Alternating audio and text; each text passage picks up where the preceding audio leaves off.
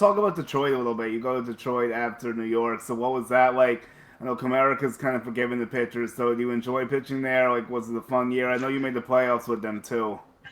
It was very similar as far as the history because they're one of three teams that only had two jerseys, Right. home and road, with their name on it. So history wise, it was very similar, not as obviously to the extent of what the Yankees was, but when you have a guy like Al Kaline just walking around, it's always cool. And then Leland, always just so the legends that were on or prolific to that organization was always around, which was great.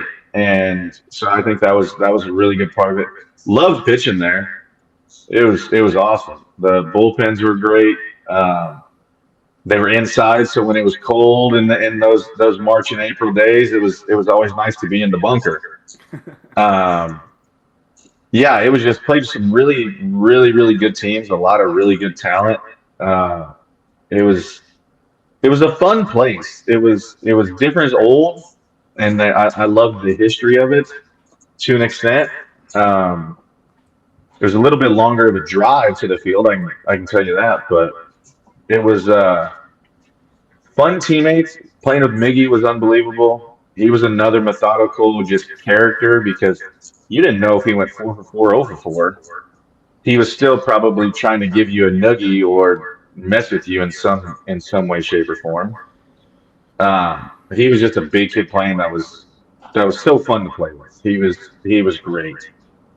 Um, Obviously the pitchers that I got to encounter with Joe Nathan, who at the time was probably, if there's one A, one B as far as closers, he was one B next to Mo because if you look at his numbers over a period of time, they're pretty damn close to most. He was so underrated because he played with He Minnesota played for the because of Twins. that.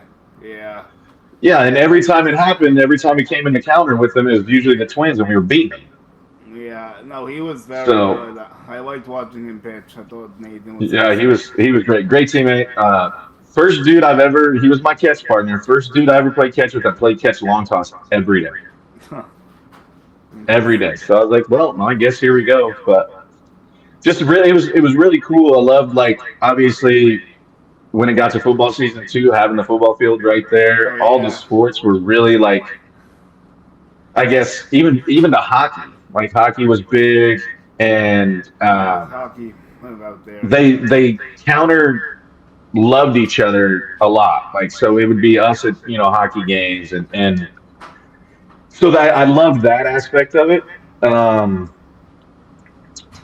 I went from New York style pizza to Detroit style pizza was a little bit of an adjustment. I'm having Um, issues with that. I'll tell you after this. But yeah, 100%. Well, I also came from Nebraska that had no pizza, so the institutes that I had there were definitely a little bit different. So um, no, I loved it. I mean, it was a great place to play, great teammates.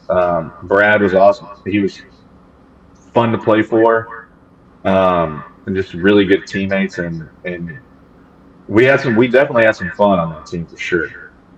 yeah. So I went out there this year a little bit. That's part of the reason why I brought it up because I covered a few Tiger games and I saw their playoff run on the DS and stuff. I covered their series against the Mets, so it was interesting. I didn't really like the pizza too much either. Like I tried all of them, none of them did it for me. I'm like, yeah, this is not great. Yeah, it's different. It's not like a grandma slice. It's not. It's No, it's its own thing. it's too in between for me, I guess. I don't know, but the I sports team, I know what you're talking about. the sports teams are definitely cool because like it is cool to see the Lions Stadium. Now the Red Wing Stadium is close to there too. I think they may have moved since you would play maybe because that stadium's new Yeah, it was. renovations. It got approved. It hadn't moved yet. Where the old Joe Louis was. Yeah, but I do like that as a sports city as well. I think that's fun, and I like their ballpark. So I'll take you to another fun spot. How about Cleveland in 2016? I know you didn't fully make it through that season, but like, what were your thoughts of seeing them go to the World Series that year? Well, I was not a Cubs fan because it cost me about 100 grand. Um, but no, it was a younger team at that point. I played against those guys. That was a weird because I was leading the bullpen in ERA that year. I think it was the fourth, and actually we were playing New York, and my I guess CC I think was talking to me, and he was like, "Yeah, what did you hear anything?" I was like, "I honestly had no idea what was going on. Like I had a great year up until that point. Obviously, I was out of options. I think Jeff Manship was the other guy. He still had like an option left, or um, so yeah, that one was a little different for me. I just didn't know. I was like, what else could I do at that point? I didn't give up a run for like eight straight outings or something like that. Um, but yeah, no, it was awesome. Like just seeing those guys get to it. Obviously, seeing the way it ended and Raj hitting the grand slam and all those things. It was a great year. I still got the ring and I still got the playoff year. So whether I was in it or not, I still enjoyed it just as much as they did. There you go. Yeah, they definitely should have won, and that World Series is definitely theirs for the taking. That was a classic World Series. So Now Rajay's in the front office. yeah, I saw Rajay this year. Actually, he's doing some good stuff for the league. So that's fun to Yeah, see. he's one of the guys that said that overturns official scoring. Oh, yeah. Some Yankees hard points here. So I saw you were a little bit critical of Hal, and I can't say I really blame you because like the Yankees haven't won in 16 years. Like, what do you think? Give me your perfect off season to get them back to the top. If you let's have some fun and take the payroll away for a second. Like, what would you do? Yeah, no, and for me, it's like I know they may not like it, which is fine. Like I understand that it's being a part of it and the way I was handled and the things that I was able to come encounter with are completely different than what they are now. I totally understand that. Yeah. But when you get to this, it's always for me. It's like if you get to the same conclusion every year and you don't change anything, are you really getting better? No. And it gets to that point every year where Yeah. it's like kissing your sister. And I think they have the right mindset because they know how to win. It's a winning culture. But when you don't win, and I was listening to Zach Britton talk today, or it was on, I think, Foul Territory, and he was just talking about how he had conversations with Hal that obviously I've never had. So I love hearing, those contextual conversations because we only see it from afar. So we can only give our opinion based upon the experience that we have with the organization or without the organization or what we have with that individual per se.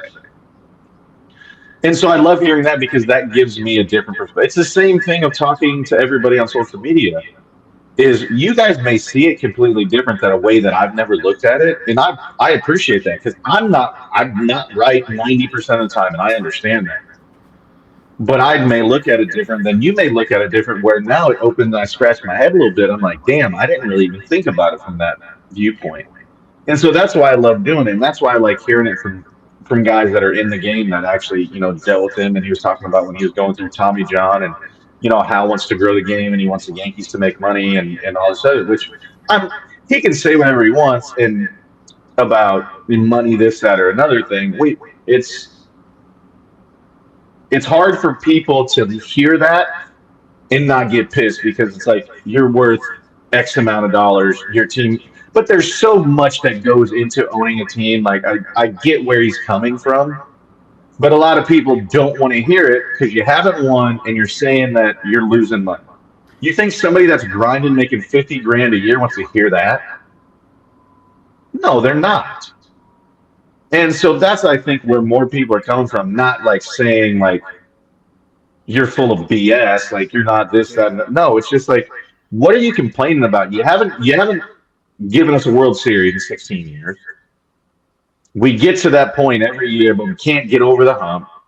You've made acquisitions that we thought were gonna like, and it's not like they're not spending money, right? Exactly. Maybe not as much as some other teams, but that's just maybe where they're at in kind of what they see. So I love hearing about that and critical because at the end of the day, I want to win. And I know that all but one lose every year. And I get that. But when you've waited this long and you've seen exactly kind of what, and let's just call it for what, let's look exactly what the Dodgers are doing. Do we think for a second, right now, as we sit here, December 2nd, that the Dodgers aren't going to win next year again or have a chance? No, you have to say they're the betting favorite right now, even with the Blue Betting Jays favorite, what getting they've done NLCS. is literally the Yankees in the conversation. They're in the conversation. But if you had to say you taking both my arms, both my legs, who gets further? Dodgers. I'm telling you, the Dodgers. And I still might feel the same way about the Blue Jays as well until the Yankees do something to address that. Maybe it's another, but that's Well, and another discussion. but the Blue Jays, and especially the last couple of years, you've just seen how tough they played them. And playing at the Rogers Center's tough. It It is looks tough because it used to be tougher because they didn't give two shits about baseball. They were hockey fans, so they were just coming just because it was something to do. Now they're more dangerous because they've been good, so they're a little bit more vested into what it what used happened. to be. And they've obviously made adjustments to the stadium where you're like, wow, that's awesome. So I would love to go back and like just see how the energy is different because Toronto holds a special place in my heart because it's where I made my debut.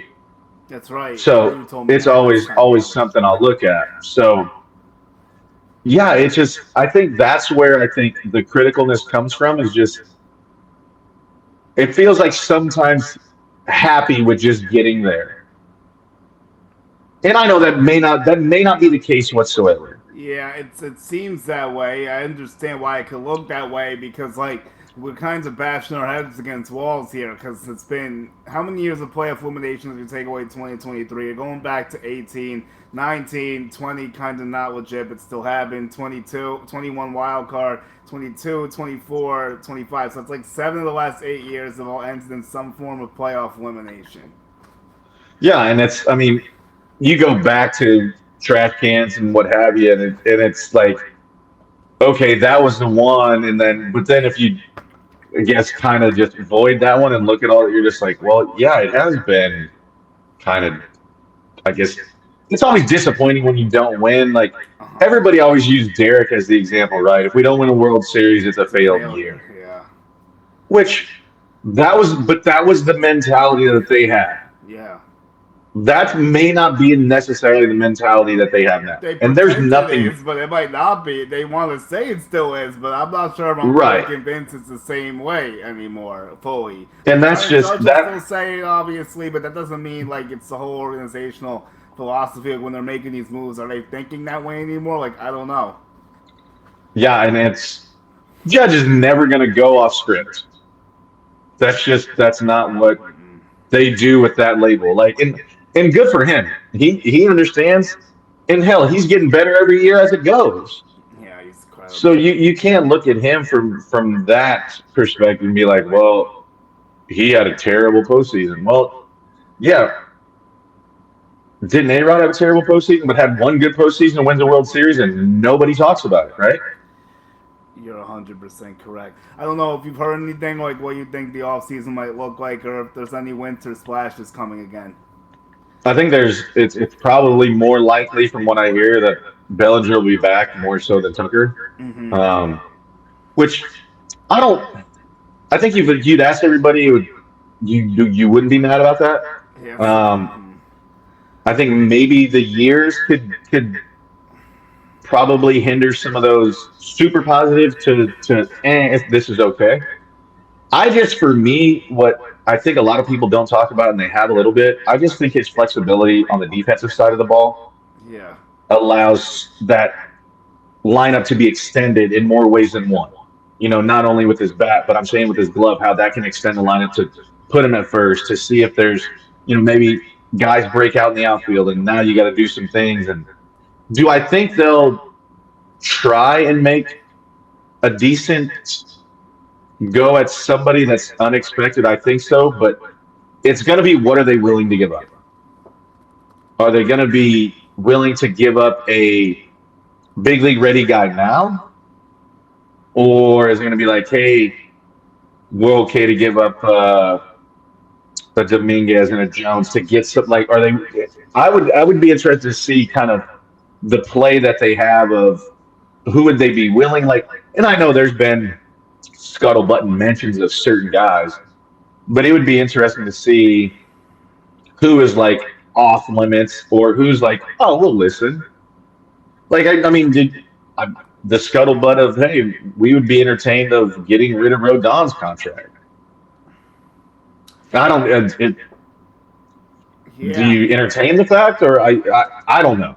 it just depends on the situation, I guess. Like if they're trying, if they have something that looks more that pleasing to them or something like that. It's like there's definitely a lot of different ways they can go. Definitely like a little bit worried about them running back the same offense though, because I feel like people are kind of glossing over some regular season numbers and then translate to October a little bit. So I think they need to add a bat somewhere. If Bellinger does return, like I'd like to see them add a bat somewhere. Obviously they'll make their bullpen moves, and then I am interested in the Mai based off what we saw Yamamoto doing, like the skill set the Mai might have, and he's only 27. I know the rotation might not be a huge need, but they do have some injuries early in the season, and I think they need to like enhance an area of strength where they can. I think that's a good opportunity for them. Well, and it's always too. If you look at exactly the way when you're talking about injuries early in the year, what have they said every time that we get guys back at literally the break or like the The deadline? It's like, oh, acquisition. this guy was hurt. It's adding a free agent. So I 100% get what you're saying, and that's and you can never have too much depth right there. But it's always and this isn't. I'm not making this up or I'm not trying to throw shade, but every time that there's not a deal or something done, it's usually somebody's hurt and we're getting them back. Yeah. And he's like, well, that's just like getting, a big signing right, which and he's not wrong, but it's also you never know if you're bringing a guy back too early or not. Like if you can go get a healthy guy and rent him for the rest of the year. I mean, it is catch 22. You don't know if you're going to catch lightning in a bottle or he's going to crap the bed too. You just don't know. Yeah, I think it'll be very interesting to see. So, like, what players pop out to you in the free agency class or like trade candidates for the Yankees that you'd like to see them bring in? Let's talk about some new guys I haven't had. I mean, it's the normal names of kind of what, but I wouldn't hate bringing a guy like Schwarber. Okay, I know that's not going to happen, but I love the dynamic of the I like it field. too. I actually thought about it also. Um, there's no pressure. I know he likes it in Philly. Great hitters ballpark too, but it gives you a little bit more depth. You know he's going to punch out 200 times, but he's going to be a great leadoff hitter. He's going to have a great OPS. He's going to get on base if Judge hitting two. Like he's going to have a chance. Um, Shoot, Judge might have 200 RBIs if Schwarber was hitting in front of him with as much as he gets on base. I mean, he'll strike out 200 times, but he's going to obviously draw 150, 200 walks too. Um, I know people have mentioned Pete Alonso. I don't. I think he wants the 3-year deal. He's a Boris guy too, so I think that's kind of just out of the water. What have you been your thoughts on? Would you do anything for Bichette? Yeah, I mean, I would, but I don't think they're going to. I'm kind of phasing him out because I just don't see it. But I want an infielder added somewhere. I've mentioned the idea of Seager, even though it might not be that realistic. I wouldn't be upset if the Yankees could somehow swing a deal for Corey Seager because the Rangers are changing a lot of stuff up. Maybe a Brenton Donovan comes in because there has been a lot of smoke around that. I know the Yankees Brendan Donovan made himself a lot of money last year. yeah, I like him a lot. And then a huge swing would be Ketel Marte, but I don't think he's coming to the Yankees. I think he might get traded, but probably not a Yankee. Yeah, he and I like his swing and I like the way he plays, but how many years does he have left on his contract? I gotta check. I think it goes through like 31. It's not like the craziest deal, but it will He bring him took a close he to like took a 30. discount to get the years. I know, and it's not crazy AAV. I know that. Yeah, I think it's like I'll find out in a second. I'll let you know. He's 32 right now. It was a 6-year deal for 116 million, so it's under 20 a year, and it pays him through. It looks like the 2030 season, so it is a long commitment, but it's not crazy AAV really. It's right under Yeah, and that. that gives you a little bit of wiggle room too, really. Yeah, Yeah, I wouldn't hate that. That would be a good. See, those are the ones that like really intrigue me. Not like yes, I want like obviously something different. Yes. we can all like hope for like the big one or the blockbuster like, but one like that you're just like, whoa, I didn't expect that, or you're like that fits because it's not a super huge investment, but you're getting a little bit of comfort knowing what you're getting, and it's only for another 5 years, Yeah, it's like a happy medium of like taking on a and he's bigger not franchise. 35. Yeah, that's like something like that. Like maybe something we're not talking about aside from the 10 for 400 that Kyle Tucker might require, for instance, like something like that. So I don't know if the Yankees will do that. It'll be interesting to see what happens there. If they bring Bellinger back or not. I agree with you. Like I'm okay with bringing him back, but like if you get into the range of 5 to 6 years, I would definitely start to worry about that a little bit. That's where I think that 3 to 4, where they be like, you know what, I I mess with that because it's like now we've seen what it is. If he does, we're not super so Yeah. all in, all invested. Where Yeah, I think maybe they could front load the contract instead of doing the opposite approach, which is kind of ding them in the past of paying all these older AVs later after guys can't play anymore.